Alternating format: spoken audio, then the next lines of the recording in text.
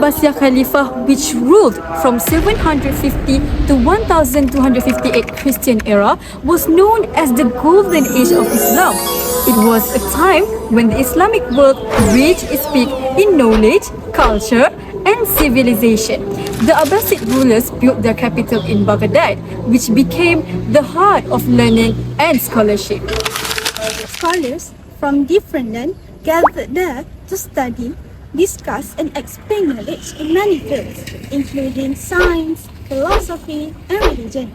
During this period, Islamic law or Fiqh began to develop more deeply and systematically. Scholars focus on interpreting the Quran and Sunnah to create clear understanding of the Islamic religion. It was in this rich intellectual environment that many great scholars emerged, such as Imam Ash-Shafi'i, Imam Ahmad ibn Hanbal, and Abu Yusuf and Abdullah ibn Abal Muqaffa.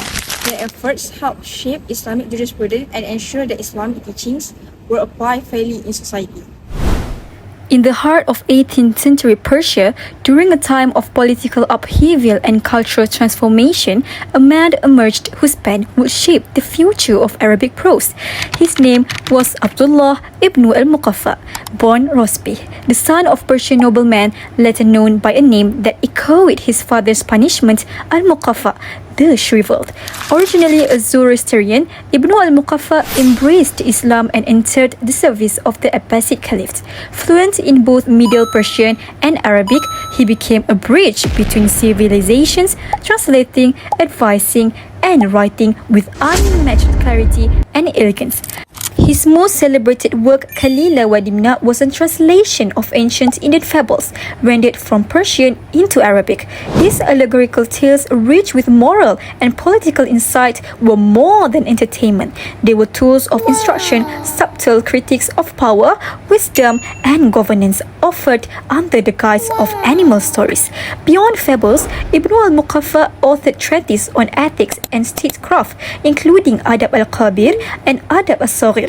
These works laid the foundation for Arabic prose literature and contributed to the genre known as adab, a blend of etiquette, philosophy, and practical wisdom. But his brilliance came at cost. In a courtway of dissent, his boldness and reformist ideas drew suspicion under the rule of Caliph al-Mansur. Ibn al-Muqaffa was accused of heresy and executed in Basra. His death was brutal, his voice silenced, yet his influence endured. Today, Abdullah ibn al-Muqaffa is remembered not only as a translator, but as pioneer of Arabic literary style, a political thinker, and a culture mediator. His legacy lives on in the pages of classical literature, in the rhythm of refined Arabic prose, and in the enduring power of words to challenge, enlighten, and inspire. Abu Hanifah, known as Al-Imam Al-Azam, the great Imam, was one of the most influential jurists in Islamic history. Born in Kufa, he lived during a time when the Muslim world was expanding into new lands and facing new challenges. He founded the Hanafi school of law, a school of emphasized reasoning and analogical qiyas when interpreting the Quran and Sunnah. This approach allowed Islamic law to remain practical and adaptable as society grew more complex. While still rooted in the teaching of Islam, Abu Hanifah was also known for his independence and courage. He refused to accept official judicial position from the rulers, fearing that it might compromise justice. For this, he faced pressure and even imprisonment, but he remained steadfast in his principle. Through his brilliant students such as Abu Yusuf and Muhammad Ash-Shabani, the Hanafi school spread across the Abbasid Empire and eventually became the official school of law of the country. His legacy continues to guide millions of Muslims around the world today.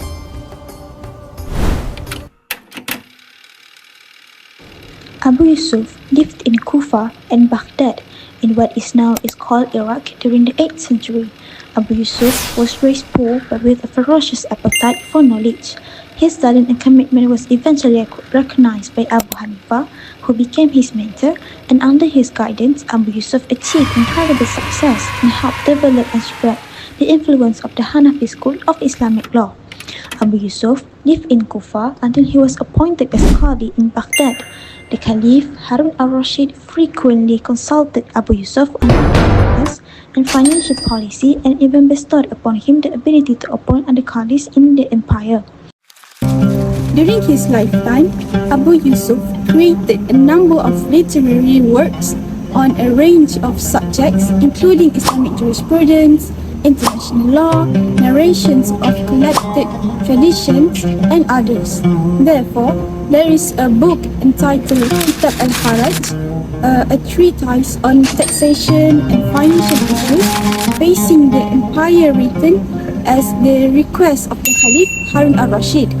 The Islamic Empire was at the height of its power at the time of his writing, and in his treatise, he sought to advise the Caliph on how to appropriately conduct financial policies in accordance with religious law. During the golden age of the Abbasid Khalifa, when Baghdad stood as a center of knowledge and culture, one man's intellect and devotion changed the course of Islamic scholarship forever.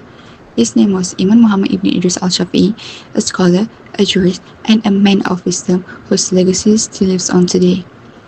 When he moved to Makkah, he memorized the entire Quran by the age of 7 and was known for his sharp memories and pure heart.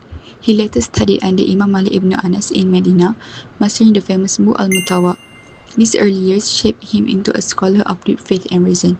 After years of study, Imam al-Shafi'i traveled to Baghdad and he combined the teaching of Imam Malik from the west and Imam Abu Hanifa from the east, creating a new balanced approach. Imam al-Shafi'i's greatest contribution was the creation of a comprehensive legal methodology known as Usul al-Fiqh, or the principle of Islamic jurisprudence. His famous book was Ar-Risalah, which is the first systematic work explaining how Islamic law should be derived from Al-Quran and Hadith. Through his writing, he explained how Islamic ruling should be based on the Quran, Hadith, consensus, and reasoning. And Imam al-Shafi'i shows that the law and faith are not separate. They work together to bring justice and harmony to a society. Through this system, he united the principle of law and gave future scholars a clear and logical foundation to follow. And later, this became the turning point of Islamic legal history. Imam al-Shafi'i also once said, "Whoever wants to success in this world and the next must hold firmly to knowledge." His life during the Abbasid era reminds us that knowledge and society are the true lights of civilization. Imam Ahmad ibn Hanbal was born in Baghdad in 780 Christian age during the Abbasid Caliphate. From a humble background, he showed great passion for knowledge, especially in Hadith. He traveled to many cities including Basra, Kufa, Makkah and Yemen, studying under renowned scholars and collecting thousands of Hadith. During the Abbasid era, when Greek influence ideas spread, some claim that the Quran was created. Imam Ahmad strongly opposed this belief, remaining firm on the Quran and Sunnah. His refusal to compromise led to his imprisonment and torture during the Mina Inquisition, but his steadfastness made him one of Islam's greatest scholars. Despite his suffering, he never gave up his stance. His courage and patience made him a symbol of truth, showing that religion never be controlled by political power. Later in life, his teaching inspired the formation of the Hanbali school of thought, one of the four main Sunni mazhab. His famous work, the Musnad Ahmad, contains more than 30,000 hadiths and remains a valuable reference and for Islamic scholars until today. Through his faith, scholarship, and perseverance, Imam Ahmad ibn Hanbal became a beacon of strength in defending traditional Islam during the Abbasid era. In conclusion, the Abbasid era was more than just a time of political power. It was a period of enlightenment and progress for the entire Islamic world.